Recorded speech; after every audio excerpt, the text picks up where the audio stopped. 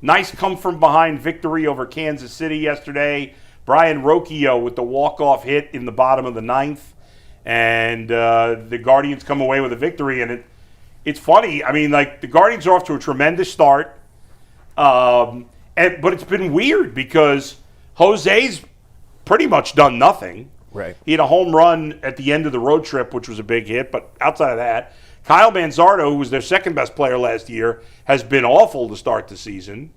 Tanner Bybee's been a little shaky. Cade Smith's been a little shaky. You're talking about some of their best players, and yet they're doing great. Yeah. The pitching overall has been sensational. Yes, string of weird games, right? Yes. But the right result, which matters. Yeah. And like, Gavin Williams is phenomenal. Now, Yes, he was a little all over the place early. Yeah. But, like, this guy is When he must-see locks in, he's television. as nasty as anybody. And what are you asking for from your starters in April? Yeah. Right? Just be really solid, and that's Yeah. what they've gotten over and over and over again. So you winning beats losing, obviously. You want to see him hit better. Yeah. You guys are delivering Rocchio. Like, anybody that hits is welcome on this team. Yeah.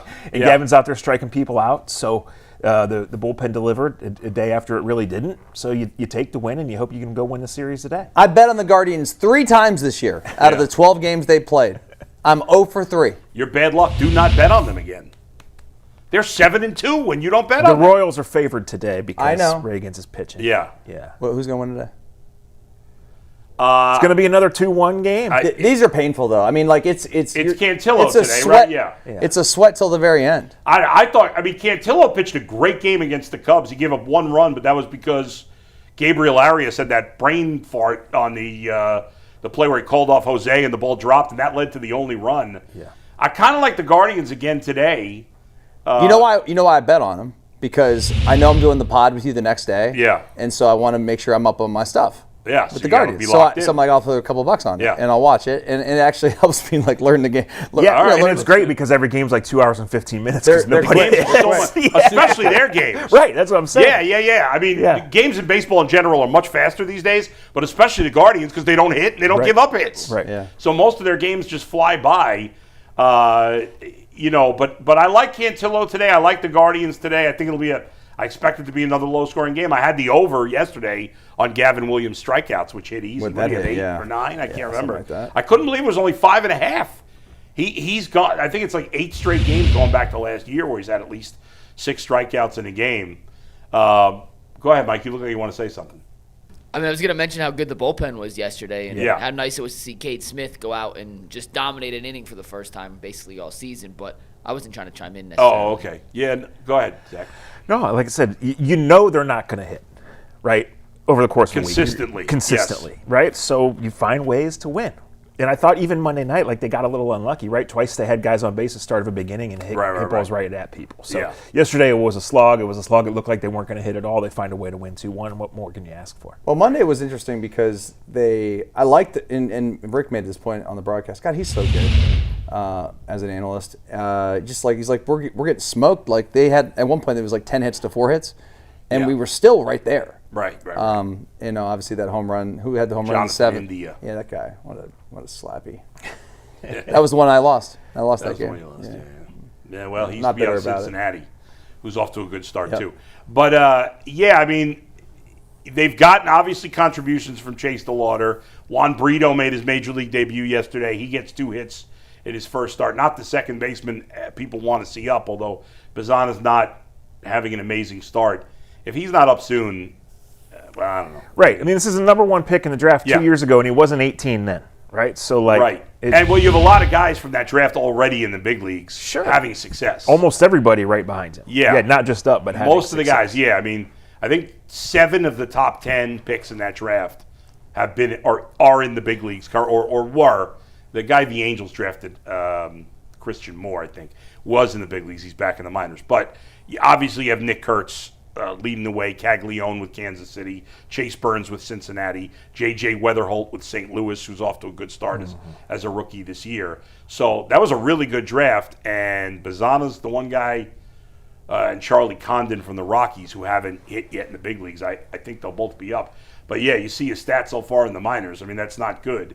A 718 OPS for AAA is probably average. Maybe it's a little below average, but, I mean, a little above average possibly, but .231 batting average, not good, so that's a disappointment. But as you said, Zach, you find ways to win. The Guardians, we should be used to this. Every year a lot of people pick them third, fourth, whatever, And I'm not saying they're going to win the division. It's a long way to go. I still think the Tigers are the better team.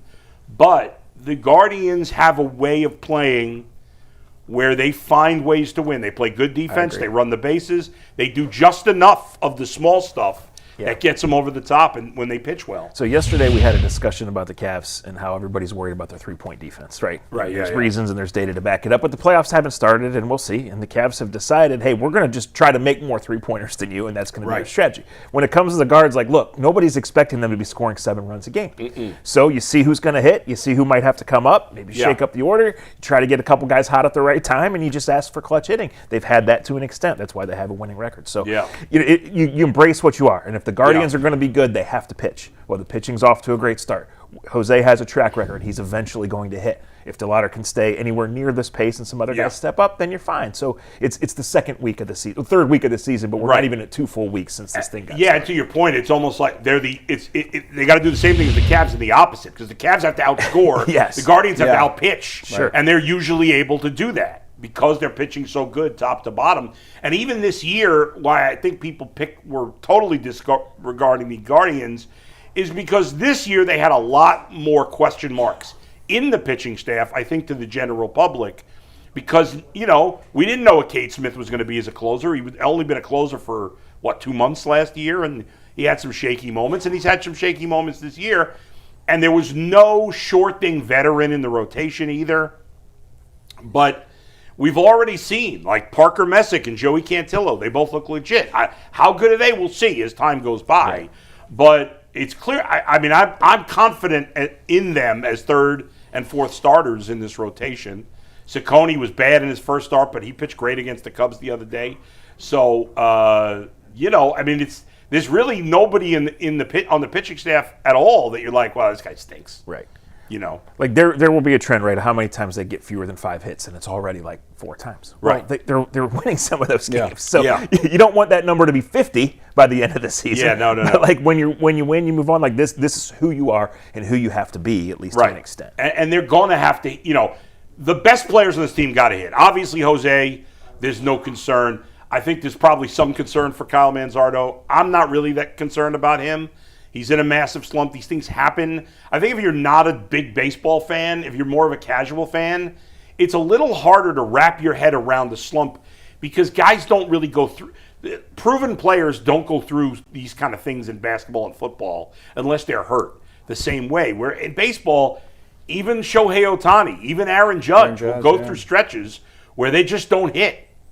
And it's hard to, but it's much easier to complete a pass in football, to make a basket in basketball, than it is to hit a baseball. That's why, you fail 70% of the time in baseball, you're doing well. Yeah, you're a really good player. You fail 70% of the time as a quarterback or a shooter in the NBA, you suck. So especially in football. So anyway, Austin Hedges is leading the team in batting average. Anthony's favorite player. I think he's 4 for 8? Yes, he's 4 for 8. That is correct. He was 4 for 8 before yesterday, I think. Oh, yeah. What did he do yesterday? I didn't remember. He didn't get a hit. Did he not get a hit yesterday? Austin Hedges, he's 5 for 11 now. Okay. 5 for 11? Yeah, he's on a heater. Cooperstown. So, they'll continue the series with the Royals here. The Arias injury is funny because he actually had a big series against the Cubs. Yeah. It's not funny. I just mean, for the first time, it felt like he's kind of a little bit of a loss being out of the lineup because he was one of the few guys that had been hitting a little bit. Yeah, he's had a couple big moments. Now he's had a couple bonehead moments, but he's had a couple big moments. Listen, anybody in this lineup that can hit is welcome. They'll take it. You look at that and you're like, can you hit?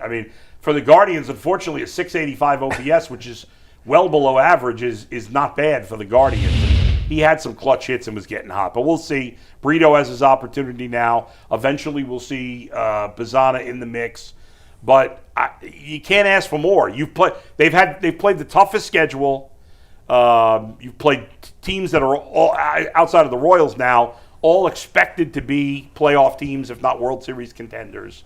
And the Royals, you've faced some decent pitching here, and you will again facing Cole Reagans today. So we get to see It'll be. I wonder. Chase Delauder was out of the lineup yesterday against the lefty. I would think he'd be back, even though they're facing another lefty today. You would have think they would have sat him against Reagan's the better lefty. I don't know, but anyway, I guess they wanted to give him the day off. But obviously, 5 home runs. Is 5 home runs leading the league? Does anybody have more than 5? He was tied. He was tied when he had got 5. I can't think. He's tied with 2 other players. Was it Shea Langoliers? And Shea Langoliers. Yeah. Who's the other guy? Drake Baldwin of Atlanta. Oh, God. Yeah, Drake Baldwin. I like him. How could you forget Drake? That's a bad job out of me. Started from the bottom, now we're here. Cardell Jones, baby. So anyway, that's it. Anybody else got anything else on the Guardians? I'd like the weather to warm up so I can go to a game. Yeah, well, it's supposed to be decent today. What time are they playing today, Mike? 1 o'clock. They are playing 1 o'clock. 1:10. Yep. I mean, it was cold this morning. What time is supposed to be game time? Like 50? It's gonna supposed warm to get tomorrow. to 55 this afternoon. Yeah, I'm not yeah. sure at first pitch if it'll be in the 50s, but Well, it is trending in a warming direction. Yeah, well, I mean, that compared to what it was, because I was at the doubleheader Sunday, and it was absolutely freezing there. A lot of people. Ken Carmen texted me. I'm there, 30 minutes in the game. He's like, hey, you're at the Guardians game. I'm like, yeah, how'd you know? He goes, well, every time there's a lefty up, you're on TV because I was sitting. Oh, really? We were sitting close to the field, and Were you getting a bunch of tweets from people? so I got a bunch of tweets. Okay. At that point, I was like, oh, yeah, I better not pick my nose. But it was freezing. I mean, I was in gloves, a winter coat. Of course. I couldn't even stay for the second game. It was too I cold. didn't see you, but Yeah. I had it on. Yeah. We were doing some family stuff, Yeah. and I remember they would pan to the crowd, and I'm like, these people that are here at this Yeah. game They're diehard. really love the Chicago Cubs because this is cold and miserable. Like, I didn't want to go outside to take something to the trash can. No. Right? It was by the 8th in the first game. Like, my son is with me. We're bundled up, and like he'll like a lot of teenagers, he'll go out in this weather in t-shirts and shorts. These kids wear like sandals and Yeah, shorts. I had to Yeah. force him to wear a jacket. I'm like, dude, you're gonna freeze. Wear a jacket. He wouldn't even wear gloves. By the 8th inning, he's like, Dad, I'm cold. Yeah. So after the first game, we went up in the press box to just say hi for a minute, and we sat in the press box for 1 inning, and then we went back outside, and then we sat for 1 more inning, and I'm like, I can't take it anymore. We're getting the hell out of here. Yeah. Smart. Don't blame you.